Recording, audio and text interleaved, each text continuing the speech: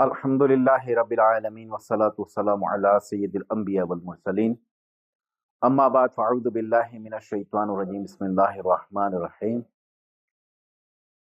صلی اللہ علی نبی وآلہ صلی اللہ علیہ وسلم صلاۃ و سلام علیک یا سیدی یا رسول اللہ۔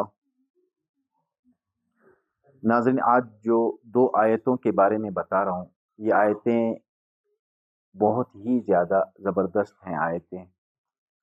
اس کی جو فضیلتوں میں فضیلت ہے، جو بندہ اس آیت مبارکہ کی ریاضت کرتا ہے تو اسے سرکار صلی اللہ علیہ وسلم کی زیارت ہوتی ہے، اور جو شخص اس آیت مبارکہ کو پڑھتا رہتا ہے، ان دونوں آیتوں کو، رب تعالیٰ اسے عزت اور بزرگی عطا فرماتا ہے۔ یہ آیت مبارکہ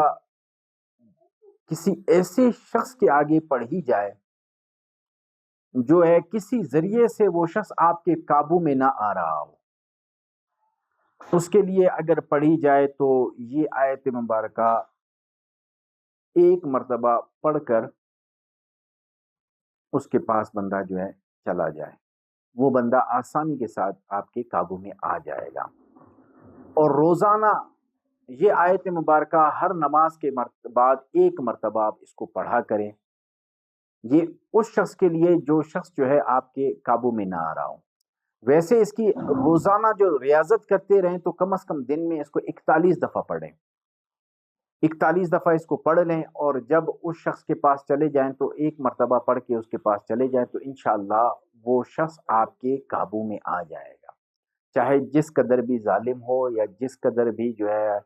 آپ کے ساتھ تعاون نہ کرنے والا بندہ بھی آپ کے ساتھ یہ تعاون کرے گے۔ اور وہ آیت مبارکہ ہے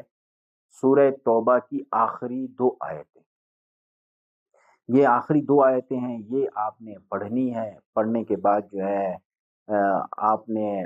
ہاتھوں کو اگر دم کر سکتے ہیں تو دم کر کے اس سے مصافحہ کریں، یا جو ہے اس کو اس طرح جو ہے دم کر دیں کہ اسے محسوس نہ ہو کہ یہ مجھ پر دم کر رہا ہے، تو پھر جو ہے وہ شخص آپ کے قابو میں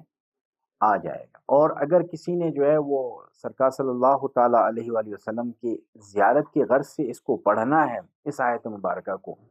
پھر یہ آیت مبارکہ کم از کم ایک تسبیح روزانہ اس کو رات کو پڑھا جائے، یا پھر سونے سے پہلے پڑھا جائے، یا تہجد کے ٹائم پہ جو ہے اس کو پڑھا جائے۔ جو شخص اس کو پڑھے گا رب تعالیٰ جو ہے اسے ایسے انعام و اکرام عطا فرمائے گا۔ سب سے بڑی بات جو ہے وہ سرکار صلی اللہ علیہ وسلم کی زیارت کر پائے گا۔ اور دوسرا جو ہے اس میں جس سے عزت چاہیے، بزرگی چاہیے، یا اس کے رزق کے حوالے سے پریشانی ہے، رزق کی فراوانی، اس آیت مبارکہ، دونوں آیتوں مبارکہ سے جو ہے انسان کے رزق میں بھی فراوانی ہو جائے گی۔ رب تعالیٰ سے دعا ہے کہ رب تعالیٰ میں صحیح معنی میں نماز پڑھنے اور صحیح معنی میں وظائف پڑھنے کی توفیق عطا فرمائے۔